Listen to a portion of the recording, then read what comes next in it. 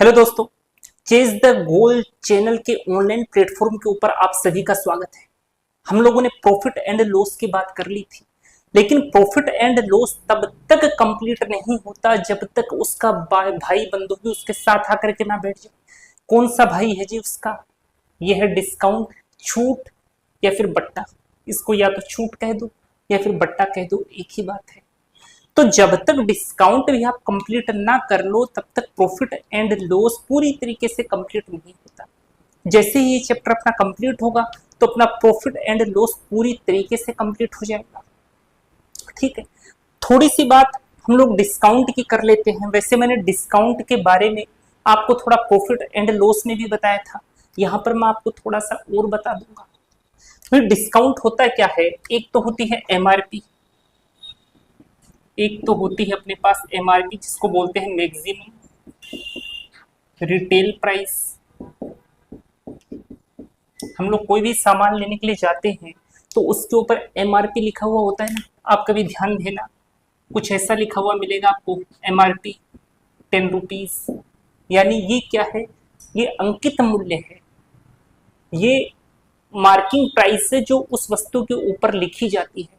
तो इस marking price के ऊपर दुकानदार जो भी अपने को डिस्काउंट देता है, मान लो इस पर अपने को उसने 2 रुपए का डिस्काउंट दे दिया और अपने को 8 रुपए में बेच दिया, तो ये 2 रुपए जो उसने छोड़े हैं ये क्या है? यही डिस्काउंट कहलाता है। यानी कि जो डिस्काउंट है वो हमेशा किसके ऊपर निकाला जाता है? एमआरपी के ऊपर निकाला जाता है। वैसे कभी कभार ही होता है, वैसे डिस्काउंट देता नहीं है दुकानदार। ये राशन वाले तो बिल्कुल डिस्काउंट नहीं देते, एमआरपी जितना लिखा हुआ होता है ना उतना का उतना ही पैसा वसूलते हैं। ठीक है, अब देखो जो एमआरपी है उसके लिए वो कौन कौन से वर्ड यूज कर लेता है। इस एमआरपी को वो मार्किंग प्राइस कहता है, इसी को वो अंकित मूल्य बोलेगा, कई जगह वो इसको छपा मूल्य भी बोल देता है। ये आपको थोड़ा सा ध्यान में रख करके चलना है। ठीक है, तो जो भी आपकी एमआरपी होती है, जो भी आपका अंकित मूल्य होता है, उसके ऊपर ही डिस्काउंट निकाला जाता है। जैसे मैंने आपसे कहा था प्रॉफिट एंड लॉस के अंदर कि चाहे प्रॉफिट हो चाहे लॉस हो हमेशा सीपी के ऊपर कैलकुलेट किया जाता है। वैसे ही जो डिस्काउंट होगा, डिस्काउंट हमेशा एमआरपी के ऊपर निकाला जाएगा, हमेशा अंकित मूल्य के ऊपर ही कैलकुलेट किया जाएगा। तो अब डिस्काउंट निकालने का एक फॉर्मूला है, वो फॉर्मूला वैसे ज्यादा काम का तो नहीं है लेकिन मैं आपको बता देता हूं। देखो फॉर्मूला क्या है, देखो ये फॉर्मूला आपको कई जगह लिखा हुआ भी मिल जाएगा, x plus y minus x y upon 100। ये क्या है? डिस्काउंट निकालने का फॉर्मूला है। इसको एक आध बार यूज करेंगे और मैं आपको बता दूंगा कि कहां कहां पर ये यूज होता है, या फिर मैं अभी बता देता हूं। जहां पर भी अपने को इजी परसेंटेज दिए हुए मिल जाए, जैसे 10%, 20%, 30%, कुछ इस हिसाब के सिंपल सिंपल परसेंटेज यदि अपने को दिए हुए हों तब ये फॉर्मूला लगाना सही होता है, आप इसका यूज कर सकते हो। लेकिन कई जगह जो होते हैं परसेंटेज थोड़े टफ दे दिए जाते हैं, जैसे 16 सही 2/3%,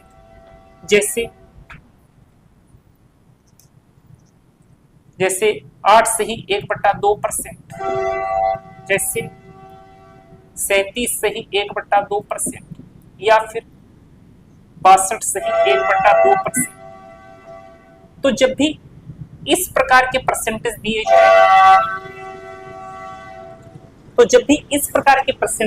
जाए तो उस केस में इस फॉर्मूले का यूज करना कोई फायदे का सौदा नहीं है। यानी कि जब सिंपल परसेंटेज हो कुछ इस हिसाब के 10%, 20%, 30%, कुछ इस हिसाब के सिंपल सिंपल परसेंटेज हो तब आप इस फॉर्मूले का यूज कर सकते हो। अब एक चीज और, ये x y और यहाँ पर x और ये y है ना, ये परसेंटेज की फॉर्मेट में ही लिखे जाते हैं। अब जैसे मान लो यहाँ पर x और y 2 है तो आप 2 परसेंटेज को ही एक साथ यूज कर पाओगे।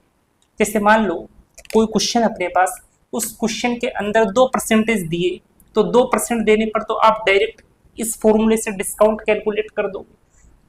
लेकिन ऐसा नहीं है कि ये फॉर्मूला केवल 2 ही परसेंटेज की वैल्यू दी जाए उसी केस में यूज होगा। अगर अपने को 3% दे दिए जाए इस तरीके से 10%, 20%, 30%, तो भी आप इस फॉर्मूले का यूज कर सकते हो। तब कैसे करोगे?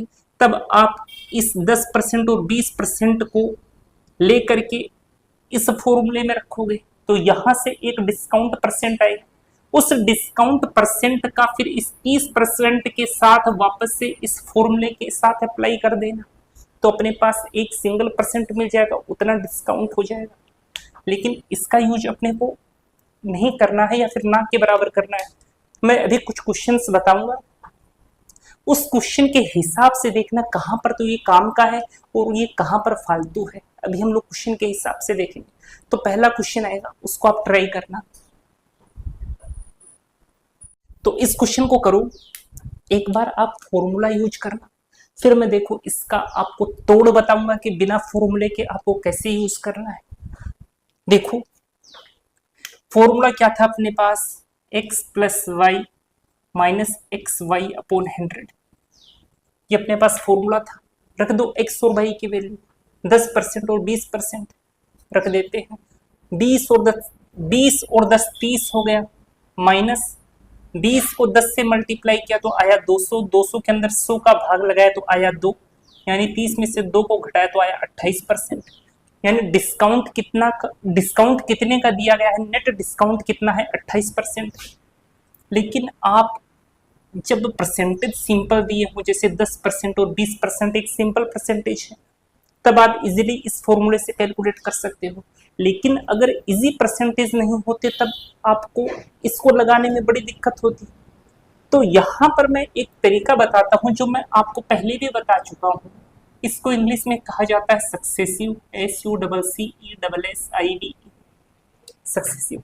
जब एक ही चीज के ऊपर लेन देन हो या एक ही चीज के ऊपर को डिस्काउंट दिया जाए, तो उस केस में आप सक्सेसिव यूज कर सकते हो। जैसे मान लो कोई वस्तु थी, उसका कोई प्राइस था, उस पर पहले 10% डिस्काउंट दे दिया, फिर उसी वस्तु पर 20% डिस्काउंट दे दिया, यानी कि डिस्काउंट तो एक ही चीज के ऊपर दिया जा रहा है ना। तो ऐसा केस कभी भी आपको दिखे तो आप डायरेक्ट सक्सेसिव यूज किया करो। अब ये सक्सेसिव क्या होता है वो देखो। जैसे 10% है, 10% को कितना लिख सकते हैं, 1/10, क्योंकि इसमें परसेंटेज हटाएंगे तो अपोन के अंदर कितना आ जाएगा, 100। तो 10 से कम 10, 10 दहम 100, 1/10 हो जाएगा। ऐसे ही इसको देखो, ये हो जाएगा 1/5। तो 10 तो क्या है, मार्किंग प्राइस है, MRP है, अंकित मूल्य है। उसके ऊपर छूट कितने की दी गई, 1 की छूट दी गई, यानी कि 10 तो अंकित मूल्य है और 1 की छूट दी गई, तो बेचा कितने में गया, 9 में बेचा गया। ये तो था आपका अंकित मूल्य, मार्किंग प्राइस MP, और ये क्या है अपना सेलिंग प्राइस SP। इतना मेंशन था, 1 की छूट देने के बाद 9 में बेच दिया, ठीक है। दूसरा उसने क्या बोला, 20% की छूट दी, यानी कि 5 तो क्या है, मार्किंग प्राइस है, 1 की छूट देने के बाद में 4 में बेच दिया। बस इसको कैलकुलेट कर लो, इसी को सक्सेसिव बोला जाता है। कुछ कैंसिल हो सकता है तो कैंसिल कर दो, 2 दूना 4, 2 पंजे 10, 5 25, 9 दूनी 18, इधर कैलकुलेट करेंगे। अच्छा 25 में से 18 घटाओगे तो कितना आ जाएगा जी, 7, यानी ये 7 कम है किसकी तुलना में, 25 की तुलना में। परसेंटेज में निकालने के लिए 100 से मल्टीप्लाई कर दो, 25 चौके 100, यानी कि डिस्काउंट कितना परसेंट का मिल गया, 28%। तो जब भी आपको ऐसे सिंपल परसेंटेज मिले तो मन ही मन में इस फॉर्मूले को यूज कर लिया करो, तो ये आपको इससे फास्ट आंसर दे देगा। लेकिन हर जगह ये अप्लाई नहीं कर पाओगे, इसलिए ये तरीका सीखना बहुत जरूरी है, ठीक है। अगला क्वेश्चन देखना, दोनों तरीकों से करने की कोशिश करना, तो आपको पता लगेगा कि वास्तव में ये जो सक्सेसिव वाला तरीका है ये कितना बेनिफिशियल है। इस बार तो दोस्तों गर्मी इतनी ज्यादा है कि आदमी सुबह ही थक जाता है, फिर सुबह आदमी यही सोचता है कि यार पूरा दिन कैसे निकलेगा, मैं तो अभी से थक गया। ऐसा ही तो होता है ना। इस बार गर्मी पता नहीं काफी ज्यादा है, दिल्ली के अंदर भी कल 53 डिग्री के आसपास था तापमान। आप लोग ध्यान रखें अपना, इस गर्मी के अंदर आदमी मतलब कि आलस हो जाता है, उसके पढ़ने की भी इच्छा नहीं होती और पढ़ाने की भी इच्छा नहीं होती, लेकिन करना है अपने को काम, अपने को अपना 100% देना है, चाहे पढ़ाने में हो चाहे पढ़ने में हो, ताकि जो आउटपुट हो वो बेस्ट से बेस्ट आए। ठीक है, तो यहां पर 3% उसने दिया, 30%, 20% और 10%। तो मैंने तो आपको कहा था कि फॉर्मूला यूज कर सकते हो जब इजी परसेंटेज हो, है ना, लेकिन यहां पर तो 3% है, फॉर्मूला तो 2 ही परसेंटेज के लिए है। तो देखो 3% के केस में आप इस फॉर्मूले को कैसे यूज करोगे बता देता हूं। एक बार तो आप 30% और 20% को यूज कर लो, तो वहां से एक डिस्काउंट का परसेंटेज आएगा, तो उस डिस्काउंट के परसेंटेज को इस 10% के साथ यूज करके ये फॉर्मूला वापस से अप्लाई कर दो, आंसर आ जाएगा। यही करना है अपने को। चलो कर देते हैं 30 और 20 50, तो ये तो हो गया जी 50, साइन माइनस का ये आ गया 600, 600 में भाग लगाया 100 का, तो आया 6, 50 में से 6 गया तो आ गया 44%। देखो एक डिस्काउंट परसेंट आ गया अपने पास 44%। अब इस 44% को यूज कर लो इस 10% के साथ और वापस से ये फॉर्मूला अप्लाई कर दो। देखो 2 ही परसेंटेज तो है अपने पास, 10% और 44%, तो ये फॉर्मूला वापस से लगा सकते हो, तो लगा देते हैं। 44 और 10 को जोड़ा तो आया 54%, माइनस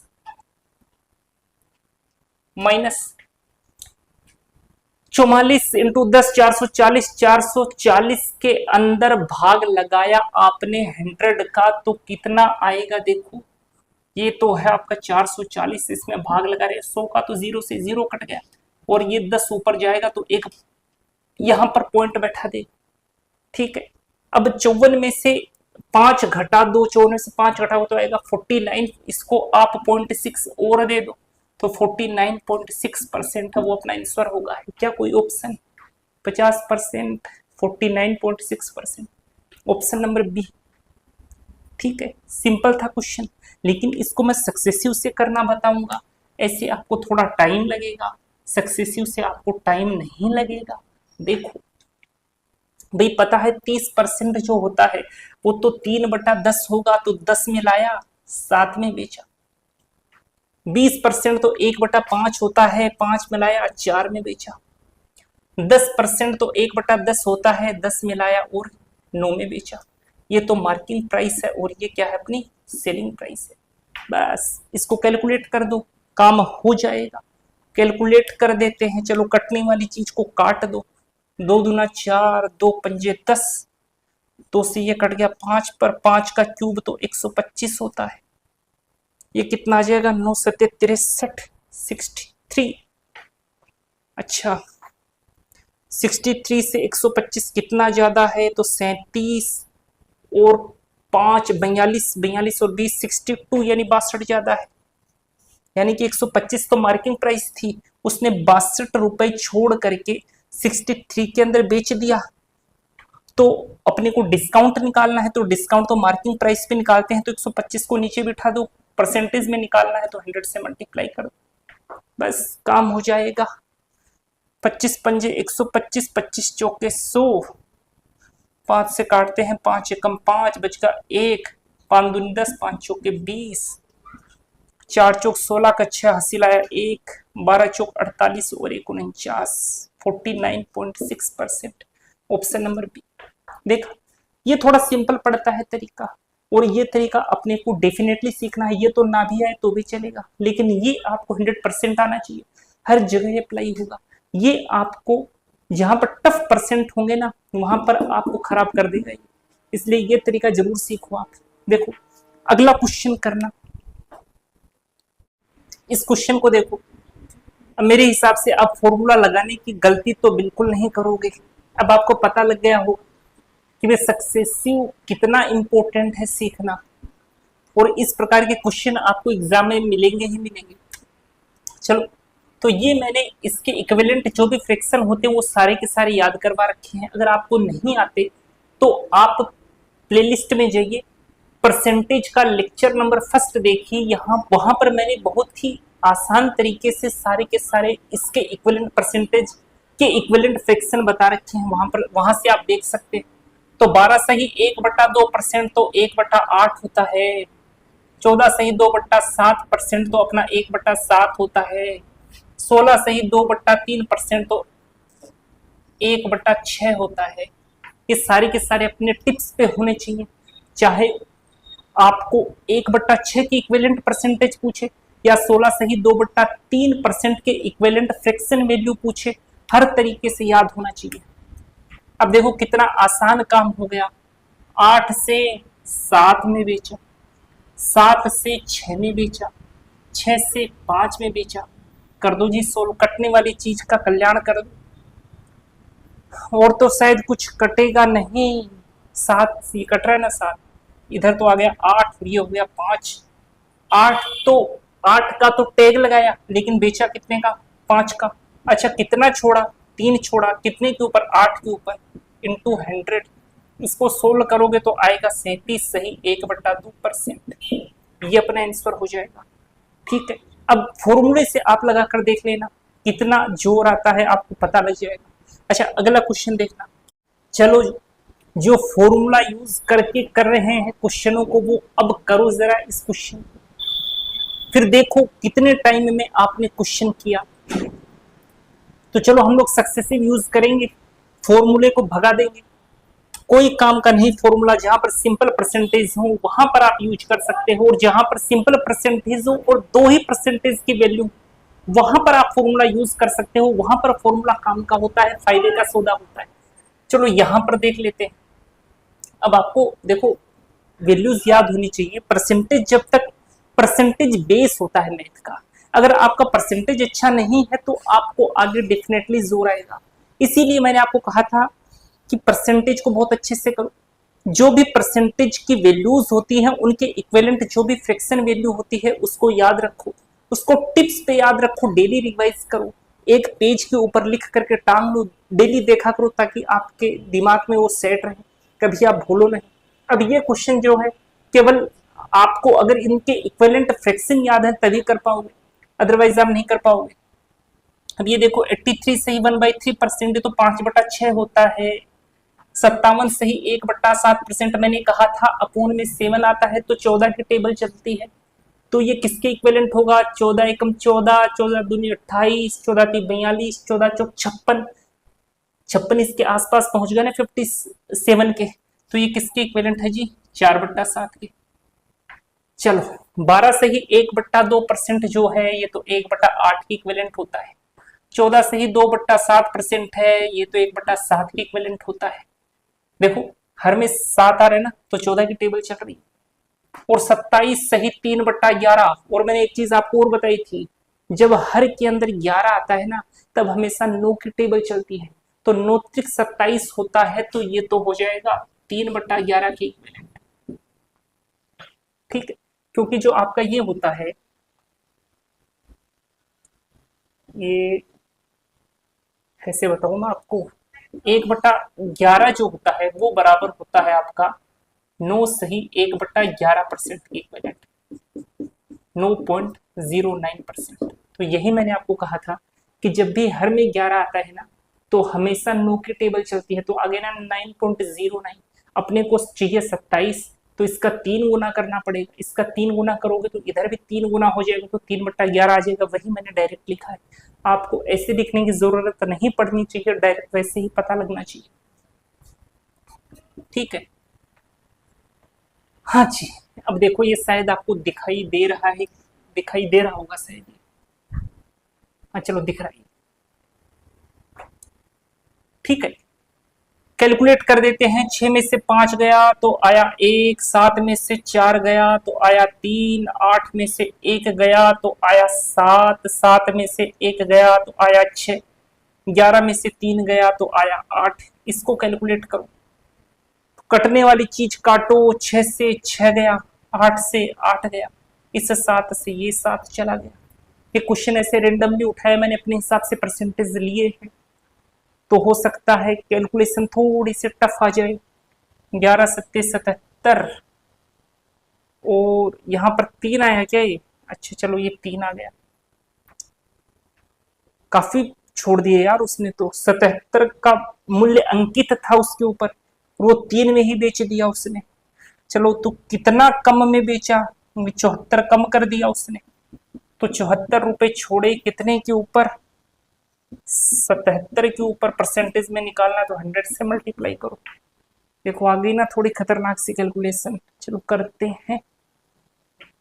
740 तो 9 बार देता हूं, 9, उसके बाद में जाएगा ये 6 बार दे देता हूं इसको, 696, उसके बाद पॉइंट लगाओ, फिर 1 और फिर 0, इतना परसेंट आएगा, 96.10%। ये अपना आंसर हो जाएगा। तो देखो सक्सेसिव कितना इंपॉर्टेंट है ये इस क्वेश्चन के माध्यम से आपने देखा। इसीलिए मैंने ऐसे फ्रैक्शंस, इसीलिए मैंने ऐसे परसेंटेज लिए थे, ताकि आपको पता लगे कि जो फॉर्मूला है वो ज्यादा काम का नहीं है, काम का तो आपका सक्सेसिव वाला तरीका ही। ठीक है, अगला क्वेश्चन देखना। इस क्वेश्चन को देखो, 4 वस्तुएं खरीदने पर एक वस्तु मुफ्त दी जाती है तो छूट परसेंटेज क्या है। ऐसा दुकानों पर अक्सर देखा होगा आपने, ऐसा लिख करके रखते हैं। तो यहां पर आपको बताना है कि उन्होंने डिस्काउंट कितने परसेंट का दिया। चलो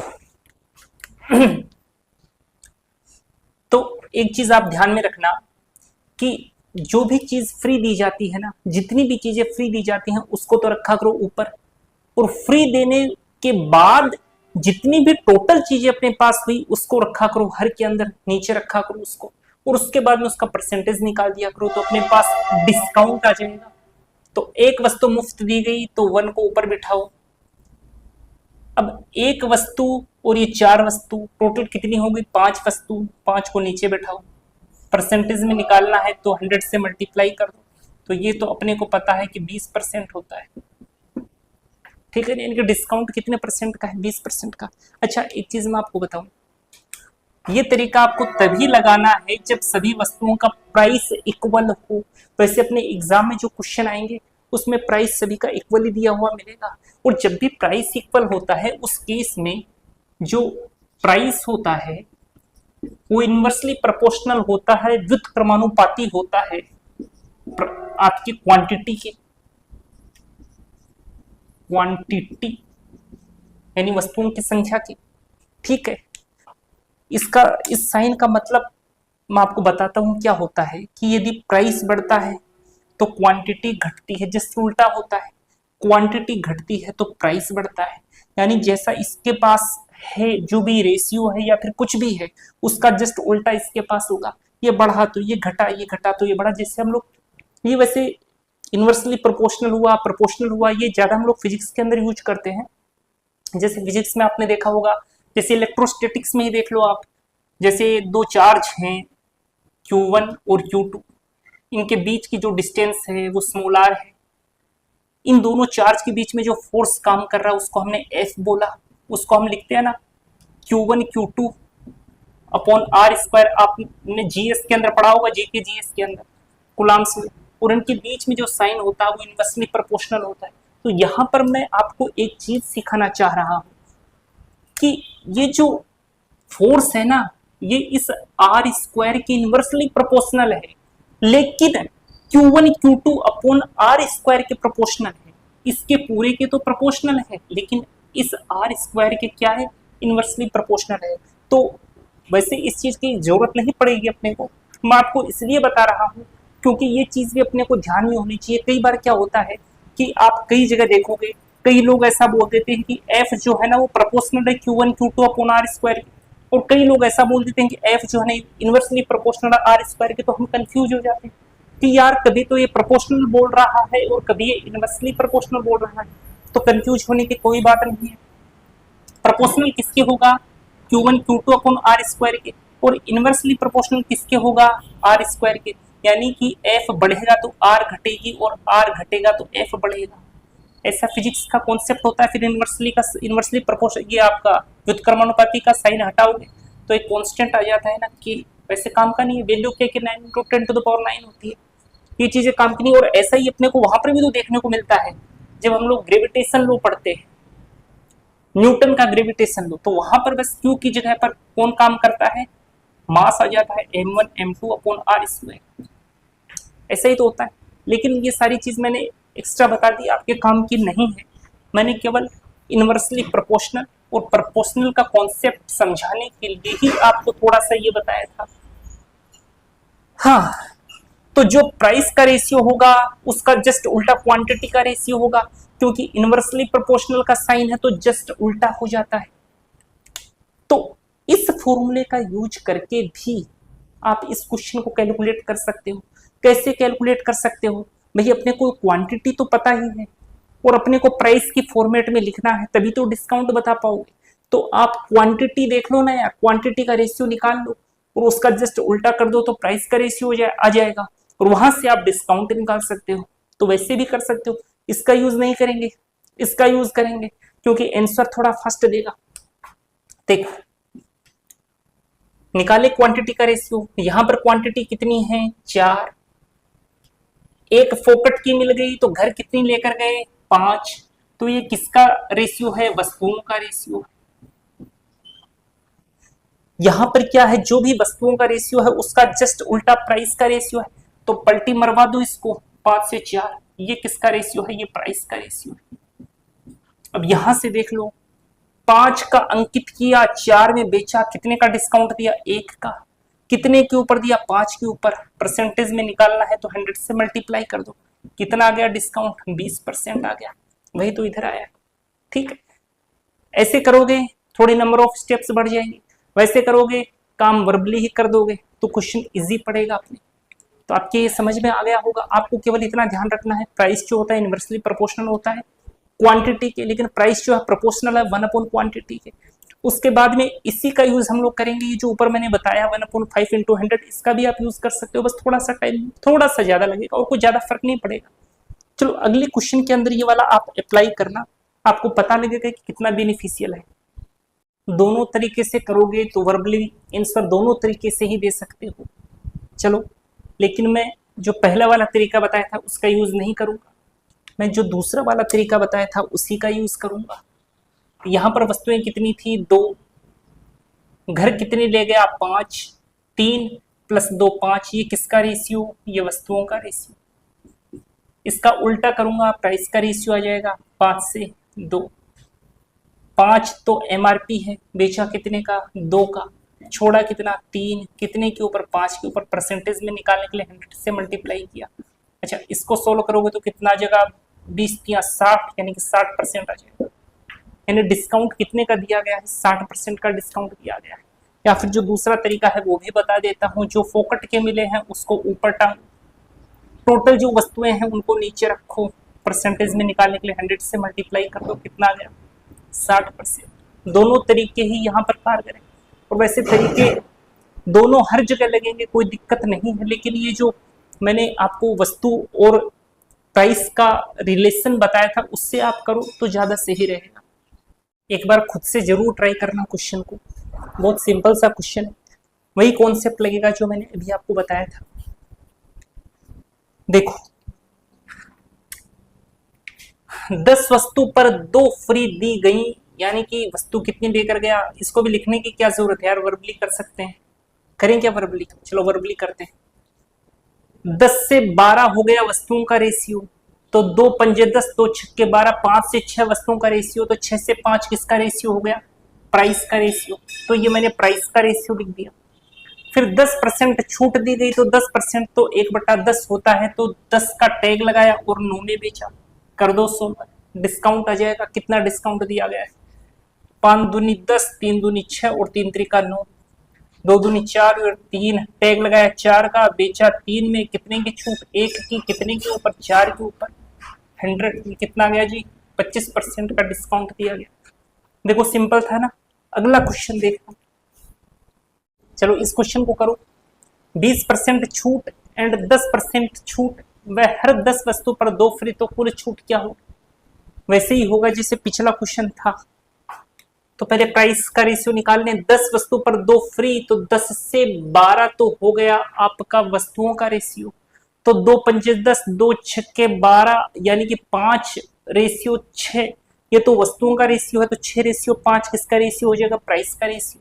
तो 6 रेशियो 5 किसका रेशियो होगा, प्राइस का रेशियो। ये आपको पता ना, मैं ऐसे निकाल रहा हूँ। देखो 10 तो टोटल वस्तुएं हैं। घर कितने लेकर गया? 12, 2 पंजे 10, 2 छक्के 12। ये तो किसका रेशियो आया? वस्तुओं का। जस्ट इसका उल्टा कर दूंगा, किसका रेशियो आ जाएगा? प्राइस का। तो वही तो मैंने यहाँ लिखा है, उसको वैसे लिखने की जरूरत नहीं है, ये वर्बली निपटा दिया करो। जितना काम मन में करोगे ना उतनी ही अच्छी स्पीड होगी। अब 20% की छूट दी है तो 5 से 4 हो गया, 20 ये 10 से 9 हो गया। क्या पूछा है? तो कुल छूट कितनी होगी? कटने वाली चीज को काट दो, 5 से 5 कट गया, 2 दूना 4 और 2 पंजे 10, फिर 3 त्रिका 9, 3 दूनी 6, तो 5 दूनी 10 और 3 दूनी 6। अरे 2 से 2 भी तो कट रहा है यार।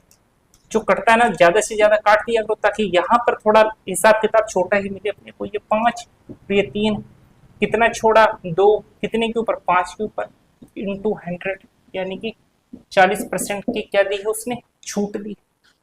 देखो सिंपल था ना कॉन्सेप्ट, कोई दिक्कत नहीं थी इसके अंदर। अब अगली चीज देखते हैं। अच्छा, कई बार क्या होता है कि इस प्रकार की थीम पर भी क्वेश्चन आते हैं, जिसमें मतलब क्वेश्चन की लैंग्वेज ही कुछ ऐसी होगी कि छूट देने के बाद भी प्रॉफिट कमाता है। तो मैं एक बार लिख देता हूं, या आप अपने नोटबुक में लिखते रहना। देखो थीम क्या है क्वेश्चन की, कि जो क्वेश्चन होगा ना उसके स्टेटमेंट में कुछ ऐसा मिलेगा, छूट देने के बाद भी प्रॉफिट कमाता है, कुछ ऐसा स्टेटमेंट मिलेगा। तो अपने को क्या करना होता है? मार्किंग प्राइस और सीपी, कॉस्ट प्राइस, इनका रेशियो निकालना होता है। तो ये जो रेशियो है वो मतलब कि एक रिलेशन के फॉर्मेट में ही मैं आपको बता देता हूं। 100 plus P upon 100 minus D की तरीके से लिखा जाता है। तो ये आप ध्यान में रखकर चल सकते हो। यहां पर पी क्या बताता है? पी तो प्रॉफिट है, और डी किसको बताता है? डी डिस्काउंट है। अब देखो इसके ऊपर आने वाले सवाल भी हम लोग देख लेते हैं। इस क्वेश्चन को करो कि एक व्यापारी ने 450 रुपए में एक कलाई घड़ी खरीदी। वह घड़ी पर इस प्रकार से मूल्य अंकित करता है कि 10% छूट देने के बावजूद उसे 20% लाभ होता है। तो घड़ी का अंकित मूल्य क्या है? देखो दे दिया ना। वैसे ही थीम का क्वेश्चन मैंने क्या कहा था?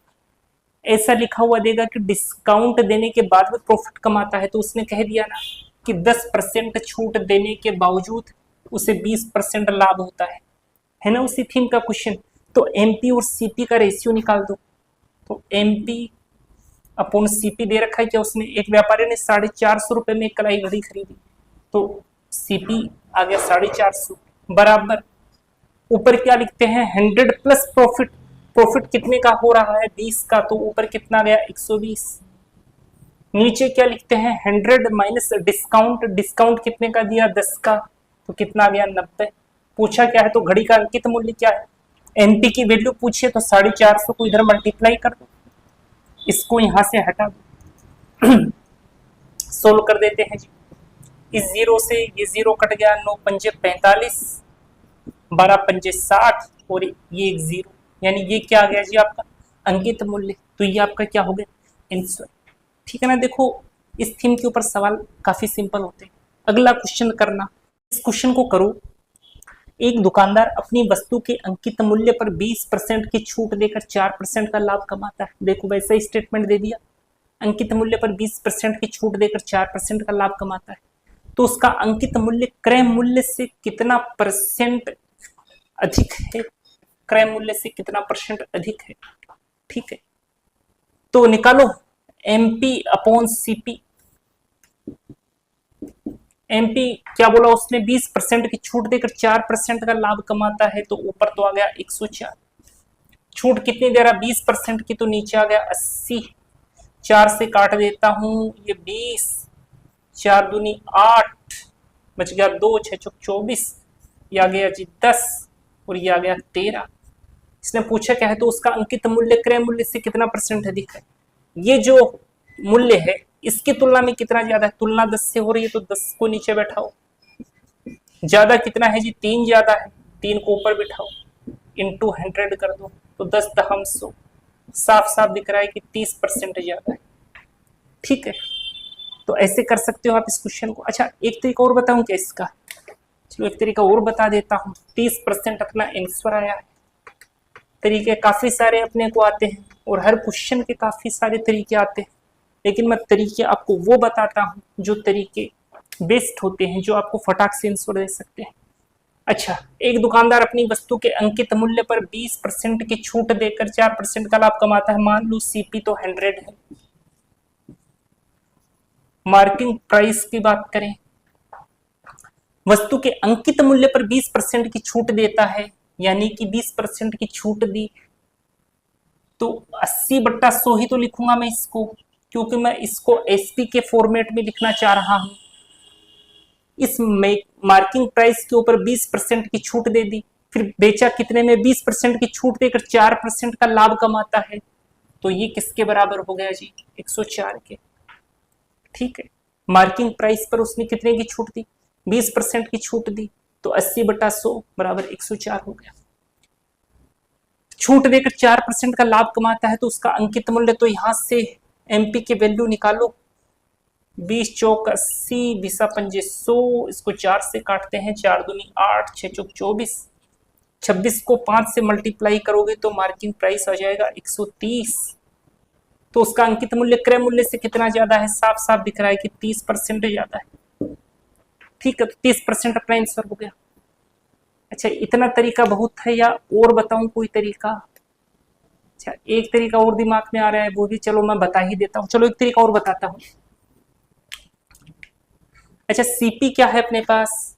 सीपी तो 100 है, और अपने को रिलेशन पता है कि एनपी अपॉन सीपी बराबर लाभ कमाता है कितना? 4, तो ऊपर तो आ गया 104, डिस्काउंट कितना दिया? 20, तो नीचे आ गया 80, और सीपी तो 100 है ही, तो इस सीपी को इधर ले जाकर ऐसे मल्टीप्लाई कर दो, तो यहाँ से एमपी की वैल्यू आ जाएगी 20 चौक 80, 20 पंजे 100, 4 से काट दो, 4 दूनी 8, 6 चौक 24, 26 को 5 से मल्टीप्लाई किया तो आया 130। तो मार्किंग प्राइस कितना आ गया? 130। पूछा क्या? अंकित मूल्य क्रय मूल्य से कितना परसेंट ज्यादा है? तो अंकित मूल्य साफ साफ दिख रहा है, क्रय मूल्य से 30% ज्यादा है ना? और बताऊंगे तरीका या फिर इतने बहुत है? चलो इतना ही रखेंगे हम लोग, आज गर्मी काफी ज्यादा है। तो दोस्तों, आपको आज की क्लास कैसी लगी ये कमेंट बॉक्स में जरूर बताइए। अगर कोई डाउट आता है क्वेश्चन को लेकर के, कमेंट में जरूर पूछिए। मिलते हैं अगले वीडियो के अंदर, तब तक के लिए धन्यवाद। और अगर आपने चैनल को सब्सक्राइब नहीं किया है तो चैनल को सब्सक्राइब जरूर कीजिएगा। ठीक है दोस्तों, धन्यवाद।